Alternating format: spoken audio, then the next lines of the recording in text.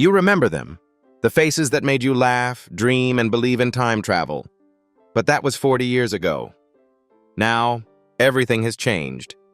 Some of the stars we loved are gone. Others have vanished from Hollywood's light, and a few still shine in ways you'd never expect. Let's look back. You won't believe what they look like now. Christopher Lloyd as Dr. Emmett Doc Brown. Great Scott! The moment you hear it, you can see his wild hair and that spark of madness. Christopher Lloyd turned Doc Brown into something unforgettable.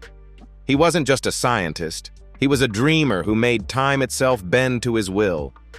He gave the film its heart, turning chaos into brilliance and fear into wonder. But his real life carried a different kind of chaos. Lloyd's heart was heavy with 5 failed marriages. He kept searching for peace, but always found silence instead. Each divorce left him more distant, and by his 70s he said he felt like a time traveler with no destination. Then came the fire. In 2018, his Montecito house burned to the ground. He stood outside in disbelief, watching his life vanish into smoke. But he didn't give up. That same year, he met Lisa Loiacono, a woman who saw the man, not the legend. For the first time in decades, he found peace. Christopher Lloyd played Doc Brown when he was 46 years old in Back to the Future, 1985. Now 87, he still greets fans with that famous smile at conventions. His net worth is about $40 million, earned from a lifetime of unforgettable work. James Tolken as Mr. Strickland. You remember that glare, right? Principal Strickland could freeze every slacker in Hill Valley High by one glare. Stern, sharp, unyielding, he turned a few minutes of screen time into a lifetime of cinematic respect. Tolkien's real life, though, was far more fragile. He married Parmalee Burden in 1958, and she became his world. They had no children, but their love lasted more than 60 years. When she died in 2020, something in him broke. He stopped teaching, stopped answering calls, and spent long days alone on his porch in Connecticut. His health collapsed soon after. Heart problems that had followed him since youth grew worse with age. He told a close friend, "I started my life on stage. I'll end it in peace." On March 10, 2025, he passed away quietly at home in New York. James Tolken played Principal Strickland when he was 54 years old in Back to the Future, 1985. On March 10, 2025, he died at 93 from heart complications. His net worth was around $5 million, built from more than 100 roles, including Top Gun and Dick Tracy. Wendie Jo Sperber as Linda McFly. You remember Linda, right? Marty's cheerful little sister who filled the McFly home with warmth and laughter. Wendie Jo Sperber played her with such heart that even her few scenes made the family feel real. But behind that radiant smile was a woman who carried more pain than anyone knew. In 1993, she married producer Lars Amund Lange, and for a while life seemed kind. She was loved, admired, and finally at peace. Then, in 1997, came the diagnosis that changed everything: breast cancer. She was only 39. The news shattered her, but she kept acting. The fight was brutal. She endured radiation, chemotherapy, and the fear that came with every test result. Still, she kept working, appearing in Home Improvement and Will and Grace. In 2001, she founded the We Spark Cancer Support Center, a place where she said, "We heal by understanding people, not just treating disease." When the cancer spread to her brain, the pain became constant, and sadly, it brought her go away. Wendie Jo Sperber played Linda McFly when she was 27 years old in Back to the Future, 1985. She passed away on November 29, 2005, at her home in Los Angeles, aged 47, after a long battle with breast cancer. Her net worth was about $1.5 million, earned from roles in Bosom Buddies, Private Benjamin, and her charity work. Michael J. Fox as Marty McFly. It's impossible to forget him. the kid with a skateboard, a guitar, and that spark of rebellion. Michael J. Fox made Marty McFly the face of a generation. With his grin and fearless charm, he turned Back to the Future into more than a movie. He made it a piece of pop culture history. But fame came with a cruel twist. At only 30, Fox was diagnosed with Parkinson's disease. He hid it for 7 years, terrified it would end his career. During that time, he drank heavily, lost sleep, and nearly lost himself. His wife, actress Tracy Pollan, became his lifeline. They had married in 1988 and built a family with 4 children, Sam, Aquina, Skylar, and Esme. In 1998, Fox finally told the world the truth. Instead of fading away, he turned his pain into purpose. He created the Michael J. Fox Foundation, raising over $1 billion for Parkinson's research.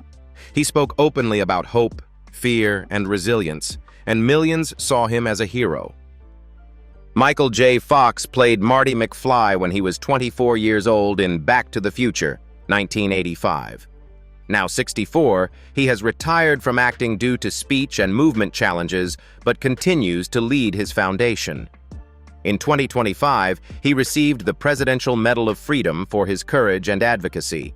His estimated net worth is $65 million, built from family ties and other films. George DiCenzo as Sam Baines. As Sam Baines, George DiCenzo brought the calm, stern energy of a 1950s father straight into Back to the Future. His serious tone and steady posture captured the quiet strength of small-town America, giving Lorraine's world its believable warmth and order. Away from the set, DiCenzo's life followed a different kind of script. He married actress Mary Jo Keenan in 1970, and their bond remained steady for decades. Still, the demands of his career kept him moving from stage to studio, chasing roles that never let him rest. In his later years, he devoted himself to teaching young actors. His wisdom shaped many careers, but his health began to slip away without warning. What started as weakness turned into a sudden infection. On August 9, 2010, George DiCenzo passed away from sepsis at his Pennsylvania home. George DiCenzo played Sam Baines when he was 45 years old in Back to the Future, 1985. In 2010, he died at 70 and was buried in Bucks County, Pennsylvania. His net worth was around $2 million, earned from his long career in film, theater, and voice acting, including Close Encounters of the Third Kind and Captain America. Lea Thompson as Lorraine Baines McFly. Lea Thompson didn't just play Lorraine, she became her. From the innocent girl of 1955 to the weary mother of 1985, she delivered one of the most memorable transformations in film history. Her warmth, humor, and emotional depth turned Lorraine into the heart of the Back to the Future story. Her off-screen life carried its own story of love and survival. In the mid-1980s, she was engaged to Dennis Quaid. They were young, famous, and constantly apart. The relationship crumbled under the weight of schedules and fame. 2 years later, in 1989, she met director Howard Deutsch on the set of Some Kind of Wonderful. They fell in love quickly, married that same year, and built a family grounded in creativity and loyalty. Their daughters, Madeline and Zoe, grew up to follow in their parents' artistic footsteps. Hollywood, however, is never gentle. After Howard the Duck failed in 1986, Lea slipped into depression. She doubted herself and considered stepping away from acting completely, but she found new strength behind the camera. Directing became her therapy. With shows like Jane the Virgin and Star Trek, Picard, she proved she could shape stories just as powerfully as she once starred in them. Lea Thompson played Lorraine Baines McFly when she was 24 years old in Back to the Future, 1985. Now 64, she continues to act and direct, often appearing with her daughters at fan events. Her combined net worth is about $25 million, earned from a lifetime spent turning setbacks into success. Crispin Glover as George McFly. Crispin Glover brought nervous brilliance to the role of George McFly. His shy posture, awkward laugh, and hesitant courage made the 1955 scenes unforgettable. Glover's performance gave Back to the Future its emotional heartbeat. Behind that breakout role, though, came one of Hollywood's strangest battles. Glover was only 21 when the film premiered, but by the sequel, everything had fallen apart. A bitter contract dispute with Universal kept him out of Part 2, and when the studio reused his image without permission, he fought back. The lawsuit in 1990 changed Hollywood forever. Glover won $760,000, forcing the industry to rewrite its rules about actor likeness and digital reproduction. His personal life was just as unconventional. Glover never married and never had children.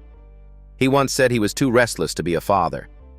He bought a 400-year-old castle in the Czech Republic, a quiet, crumbling place he calls his lifetime project. There, he directs experimental films starring actors with Down syndrome, writes surreal books, and tours the world showing his art. Crispin Glover played George McFly when he was 21 years old in Back to the Future, 1985. In 2025, at 61, he still travels for his live art shows and independent projects. His estimated net worth is $6 million, earned from Charlie's Angels, avant-garde films, and decades of creative freedom. Thomas F. Wilson as Biff Tannen. Thomas F. Wilson made movie history as Biff Tannen, the bully everyone loved to hate. His mix of menace and humor turned Biff into a legend.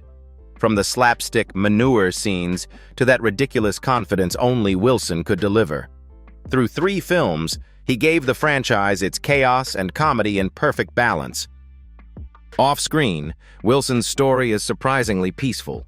He married photographer Pauline Wilson in 1985, the same year Back to the Future premiered. Together, they built a quiet family life in Los Angeles with 4 children. While Hollywood celebrated him as the ultimate villain, his real life was filled with art, faith, and laughter. Still, fame came with an odd weight. For decades, fans stopped him on the street just to ask, "Hey, what's it like being Biff?" Eventually, he turned that frustration into humor. His viral comedy bit, Biff's Question Song, became a love letter to fans, both funny and cathartic. He learned to embrace the character who had once trapped him. Thomas F. Wilson played Biff Tannen when he was 26 years old in Back to the Future, 1985. In 2025, he is 66 and still performing stand-up, doing voiceover work, and meeting fans with a grin. His estimated net worth is $4 million, earned from acting, voice roles like SpongeBob SquarePants, Claudia Wells as Jennifer Parker. Claudia Wells was the heartbeat of young love in Back to the Future. As Jennifer Parker, she brought warmth, loyalty, and that gentle spark that made Marty McFly's story feel real. Her chemistry with Michael J. Fox was effortless, sweet, honest, and full of promise. She seemed destined for stardom.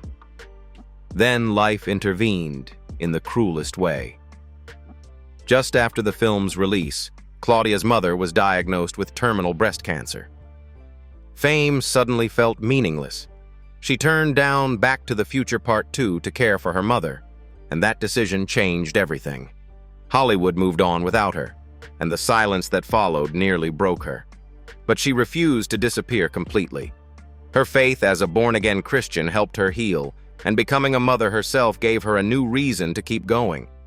She raised her son Sebastian alone, determined to build a stable life far from the cameras. In 1991, she opened Armani Wells, a men's luxury clothing boutique in Los Angeles. That store became her new stage. Claudia Wells played Jennifer Parker when she was 19 years old in Back to the Future, 1985. Today, at 59, she lives in Los Angeles, still active at fan conventions, and even reprised her role in Back to the Future, The Game. Her estimated net worth is $1 million, earned from acting residuals and her long-running business. Frances Lee McCain as Stella Baines. As Stella Baines, Frances Lee McCain had that rare maternal warmth, that could soften any scene she touched. Her voice, her calm smile, and her steady presence gave the 1955 world of Back to the Future its soul. Unlike many of her co-stars, McCain's life stayed peaceful. She married actor Richard Dissel in 1964, but their union didn't last. After their separation, she chose a calmer path, one rooted in theater, craft, and self-respect. Her face became familiar in films like Gremlins and Footloose, where she brought that same mix of heart and realism.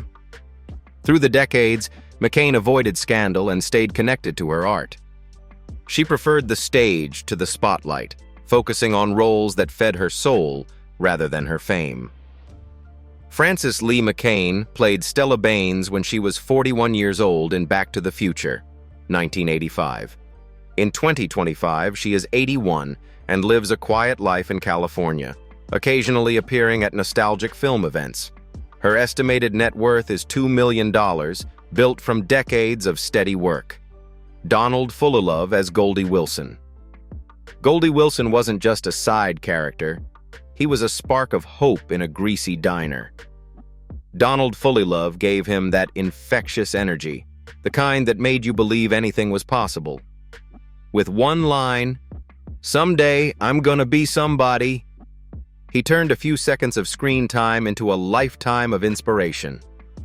Away from the spotlight, Donald built a quiet but meaningful life. He married his longtime love, Tulip Price, and balanced family with steady work behind the mic. His voice became his greatest strength, bringing life to animated hits like Up and countless other projects. But even steady lives can face storms. After decades together, he filed for divorce in 2023, closing a chapter that had defined his adult years. Through faith and humor, he found peace again, often taking to the skies as a licensed pilot. Donald Fullilove played Goldie Wilson when he was 27 years old in Back to the Future, 1985. Today, he lives in Burbank, California, working in animation and voiceover. His net worth is around $1 million, earned from a lifetime of creativity and consistency. Harry Waters Jr. as Marvin Berry. The moment Marvin Berry shouted, "Chuck, you gotta hear this!" movie history was made. Harry Waters Jr. turned that brief scene into something unforgettable, the bridge between Marty McFly's wild guitar solo and the birth of rock and roll. His performance gave Back to the Future one of its most iconic moments, both funny and electric. When the applause faded, Waters chose a different path. He left film sets for theater stages, pouring his heart into live performance and direction. His name may not have lit up billboards, but his artistry shaped American theater. In 1991, he originated the role of Belize in Angels in America, a milestone that secured his place in stage history. He never stopped giving back. Waters became a beloved professor at Macalester College, where he's guided generations of young actors to find their truth. Students call him honest, demanding, and deeply kind. For him, art has always been more about connection than applause. Harry Waters Jr. played Marvin Berry when he was 32 years old in Back to the Future, 1985. In 2025, he continues to teach and serve as Associate Dean at the Kofi Annan Institute for Global Citizenship. His estimated net worth is about $500,000, built from theater and teaching. Casey Siemaszko as 3D. Casey Siemaszko might not have had many lines, but you remember his face. Those 3D glasses, the smirk, the swagger. As part of Biff's 1955 gang, he added that street-smart edge the movie needed. He made chaos look cool without ever stealing the spotlight. Born in Chicago to a Polish father who survived a concentration camp, Casey's story began with resilience. Acting wasn't just a career, it was escape and expression.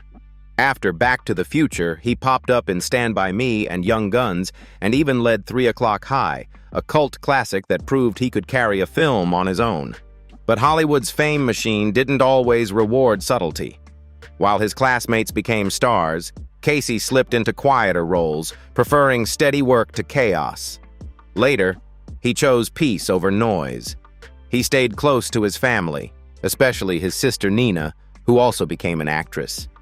Together, they built lives outside of the spotlight, doing the kind of work that doesn't make headlines, but lasts. Casey Siemaszko played 3D when he was 24 years old in Back to the Future, 1985. In 2025, he continues to act in television and independent films. His net worth is estimated at $500,000. J.J. Cohen as Skinhead.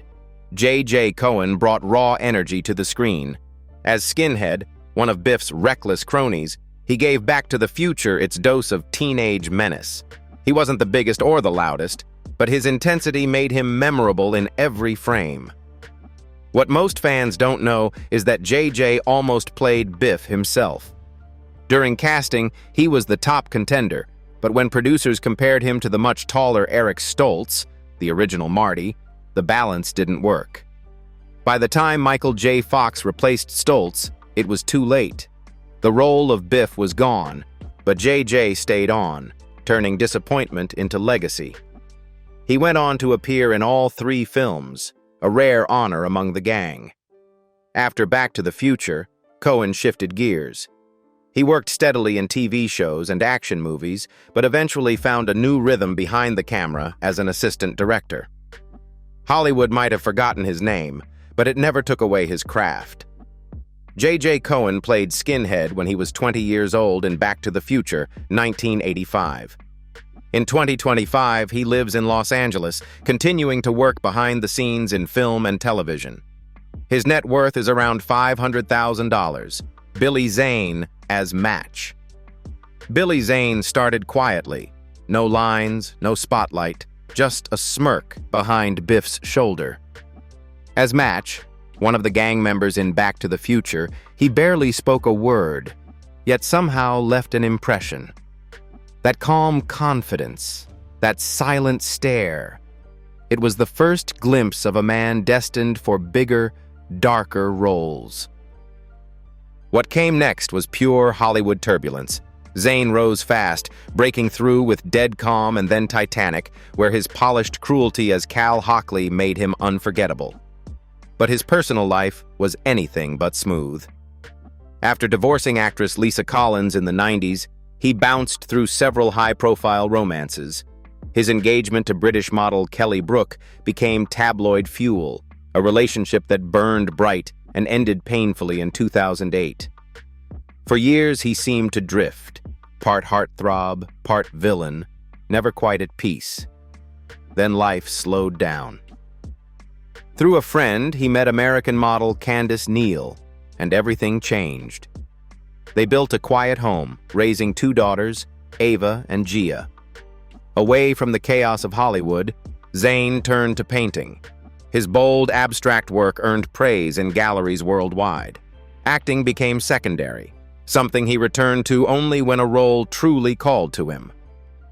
Billy Zane played Match when he was 19 years old in Back to the Future, 1985. In 2025, he continues to paint, act occasionally, most recently in Devil on Campus, 2024, and lives between Los Angeles and Europe. His estimated net worth is $20 million, much of it from Titanic. Will Hare as Pa Peabody. Will Hare made one of the funniest entrances in Back to the Future. As the shotgun-wielding farmer who mistakes Marty for an alien, he turned a few seconds of screen time into a classic moment. His startled face and perfect comic timing made that late-night barn scene unforgettable, setting the film's bizarre, charming tone right from the start. Behind that brief flash of humor was a man who had spent a lifetime in the arts. Hare's career began when he was just 15, performing on stage long before television found its voice.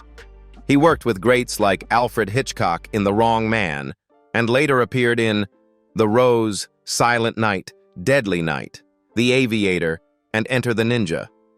For over 50 years, he was part of Hollywood's invisible backbone. Hare's personal life mirrored his work ethic, steady, but not without sacrifice. He married actress Alice Spivak in 1940, and their bond lasted more than 5 decades until her passing in 1992. They raised 2 children, though long separations for work strained the family at times. Hare often spoke about the guilt of missing milestones, calling it the cost of loving 2 families, one at home, one on stage. Will Hare played Pa Peabody when he was 69 years old in Back to the Future, 1985. He passed away on August 31, 1997, at the age of 81 after suffering a heart attack during rehearsal at the Actors Studio. His estimated net worth at the time of his death was $1.2 million, earned from hundreds of film and theater roles. Huey Lewis as judge. Huey Lewis didn't need a starring role to make an impact. His cameo as the strict talent show judge in Back to the Future, the one who cuts Marty McFly off mid-song, became an instant wink to fans. It was a perfect tie-in for his band's hit, The Power of Love. Offstage, his life played like a rock ballad. He married Julie Boontrager, his childhood love, in 1983. 2 sons and years of world tours followed, but fame and distance tore the family apart. Their 2000 divorce was public and painful. Lewis later had brief, high-profile relationships, including one with Sandra Bullock, but never remarried. Then came the silence. In 2017, Lewis was diagnosed with Meniere's disease, a disorder that robbed him of most of his hearing. The man whose life revolved around sound suddenly couldn't sing in tune. He canceled tours, stopped recording, and faced a deep depression he called the darkest sound of my life. Over time, he found healing through meditation and writing. In 2024, he released his memoir, The Heart of Rock and Roll, an honest reflection on loss, love, and the music that once defined him. Huey Lewis played the Battle of the Bands judge when he was 35 years old in Back to the Future, 1985. In 2025, at the age of 75, he lives quietly on his ranch in Montana with his children and grandchildren.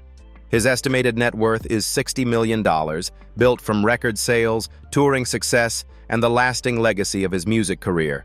Time changes everything, even the stars who once changed time itself. Which transformation surprised you the most? Tell us in the comments, and don't forget to subscribe for more stories that take you back in time.